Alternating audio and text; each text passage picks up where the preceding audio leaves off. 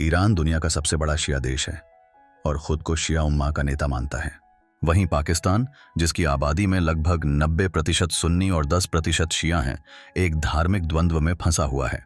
पाकिस्तान के भीतर ही शिया विरोधी संगठनों की भरमार है, जैसे कि लश्कर-ए-जंगवी, सिपाह-ए-सहाबा आदि। इन संगठनों को अक्सर ISI की छत्रछाया में देखा गया है। दूसरी ओर पाकिस्तान को अपने घरेलू शिया समुदाय को भी संतुष्ट रखना पड़ता है, जो ईरान से वैचारिक और सांस्कृतिक रूप से जुड़ा है। ऐसे में अगर पाकिस्तान खुलकर ईरान के खिलाफ खड़ा होता है तो देश के भीतर ही गृह कलह भड़क सकती है। लेकिन दिक्कत यह है कि ईरान और इजराइल के युद्ध में धार्मिक रेखाएं और भी धुंधली हो गई हैं। अब यह सिर्फ शिया बनाम यहूदी नहीं, बल्कि शिया बनाम सुन्नी बनाम पश्चिमी गठबंधन बन गया है। पाकिस्तान को लगता है कि इस मौके पर अगर वह सुन्नी वर्ल्ड के साथ खड़ा होता है तो उसे सऊदी अरब, UAE और अमेरिका का समर्थन मिलेगा। पर ईरान को नाराज करना उसकी पूर्वी सीमा पर एक नई मुसीबत पैदा कर सकता है। पाकिस्तान की राजनीति हमेशा से एक इस्लामी पहचान को बढ़ावा देती रही है। जुल्फिकार अली भुट्टो से लेकर इमरान खान तक हर नेता ने बार बार यह दावा किया है कि पाकिस्तान उम्मा का रक्षक है। 1930 के दशक में भुट्टो ने इस्लामिक देशों का सम्मेलन करवाकर पाकिस्तान को एक नेतृत्व की कुर्सी पर बैठाने की कोशिश की थी। आज जब मध्य पूर्व में युद्ध की चिंगारी उठी है तो पाकिस्तान फिर से उसी ख्वाब को जीना चाहता है, एक ऐसा देश जो इस्लामिक देशों की आवाज बन सके। लेकिन हकीकत यह है कि तुर्की, सऊदी अरब, ईरान और मलेशिया, इन 4 देशों में पाकिस्तान को कोई गंभीरता से नहीं लेता। उसकी अंतर्राष्ट्रीय छवि सिर्फ एक परमाणु संपन्न मगर कंगाल देश की बन गई है। अगर पाकिस्तान ईरान विरोधी कैंप में शामिल होता है तो वह दिखाना चाहता है कि वह सुन्नी हितों के लिए लड़ रहा है, और अगर तटस्थ रहता है तो वह कह सकता है कि वह इस्लामिक वर्ल्ड को एकजुट कर रहा है। पर सच यह है कि पाकिस्तान की यह नेतृत्व की भूख उसकी अपनी कमजोरी से ही निकलती है। पाकिस्तान की खुफिया एजेंसी ISI का इतिहास इजराइल की एजेंसी मोसाद से कभी सीधा टकराव तो नहीं रहा, लेकिन दोनों के एजेंडे एक दूसरे से हमेशा टकराते रहे हैं।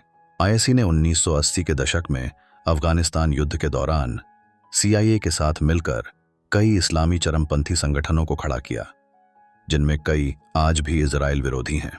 ISI ने कुछ मौकों पर हिजबुल्लाह और हमास जैसे संगठनों से गुप्त संपर्क भी साधा। हालांकि इसका कोई खुला सबूत नहीं, लेकिन कई इंटेलिजेंस रिपोर्ट्स इसका संकेत देती हैं। अब जब मोसाद ने ईरान के सैन्य और परमाणु ठिकानों पर हमले किए हैं और जवाब में ईरान आक्रामक हो गया है, तो पाकिस्तान की ISI दोहरे रोल में फंसी है। एक तरफ वह सऊदी अरब के कहने पर चुप है, दूसरी तरफ वह खुद को इजराइल विरोधी गुटों का पर्दे के पीछे समर्थन करता बताने की कोशिश कर रही है। यह दोहरा खेल कभी भी पाकिस्तान को किसी एक पक्ष के गुस्से का शिकार बना सकता है। पाकिस्तान आज एक ऐसे मोड़ पर खड़ा है जहां उसका हर फैसला डॉलर और दबाव से जुड़ा है। IMF, जो पाकिस्तान को बार बार बेल आउट पैकेज देता है, वह सीधा अमेरिका के प्रभाव में है, और अमेरिका फिलहाल इजराइल का समर्थन कर रहा है। दूसरी ओर सऊदी अरब और UAE, जिन्होंने पाकिस्तान को अरबों डॉलर का कर्ज और मुफ्त तेल दिया है, वे दोनों ईरान विरोधी हैं। इसलिए पाकिस्तान खुलकर ईरान के पक्ष में बयान भी नहीं दे सकता। ये एक तरह की आर्थिक गुलामी है जिसमें पाकिस्तान को अपनी विदेश नीति भी गिरवी रखनी पड़ रही है। अब सवाल यह है, अगर युद्ध बढ़ता है और सऊदी अरब पाकिस्तान से सैनिक या खुफिया मदद मांगता है, तो क्या पाकिस्तान मना कर पाएगा? शायद नहीं, क्योंकि उसकी पूरी अर्थव्यवस्था उन्हीं पर टिकी हुई है। पाकिस्तान का दोस्तों का दायरा अब कांटों भरा चक्रव्यूह बन चुका है। चीन पाकिस्तान का सबसे करीबी दोस्त है और चीन ईरान का परमाणु कार्यक्रम भी सपोर्ट करता है। चीन चाहता है कि पाकिस्तान ईरान के खिलाफ कुछ न बोले। वहीं अमेरिका, जो पाकिस्तान को सैन्य मदद और IMF से राहत दिलाता रहा है, चाहता है कि पाकिस्तान ईरान से दूरी बनाए और इजराइल की तरफ झुके। अब पाकिस्तान अगर चीन की बात माने तो अमेरिका और सऊदी नाराज, और अगर अमेरिका की बात माने तो ईरान और चीन नाराज। पाकिस्तान की भू राजनीति अब एक डिप्लोमैटिक ट्रैप में बदल चुकी है। अगर पाकिस्तान इस युद्ध में सीधे तौर पर किसी एक पक्ष का साथ देता है तो इसके गंभीर नतीजे हो सकते हैं। आंतरिक संकट, देश में शिया सुन्नी दंगे भड़क सकते हैं। बलूचिस्तान और गिलगित बाल्टिस्तान जैसे संवेदनशील इलाके बगावत कर सकते हैं। सैन्य मोर्चा, ईरान पाकिस्तान की पूर्वी सीमा पर हमला कर सकता है। आतंकवादी संगठनों को पाकिस्तान के खिलाफ भड़काया जा सकता है। अंतर्राष्ट्रीय मंच पर अलगाव, अगर पाकिस्तान ईरान के खिलाफ खड़ा होता है तो चीन और रूस उससे दूरी बना सकते हैं, और अगर इजराइल के खिलाफ खड़ा होता है तो अमेरिका और सऊदी अरब मदद बंद कर सकते हैं। मतलब हर हाल में पाकिस्तान को नुकसान ही नुकसान।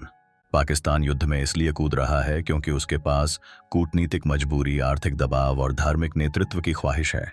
लेकिन उसकी हालत उस आदमी जैसी है जो धधकते अंगारों पर दोनों पैर रखने की कोशिश कर रहा है। इस युद्ध में शामिल होना पाकिस्तान के लिए सिर्फ आत्मघाती ही नहीं, बल्कि अंतर्राष्ट्रीय आत्मपराजय बन सकता है।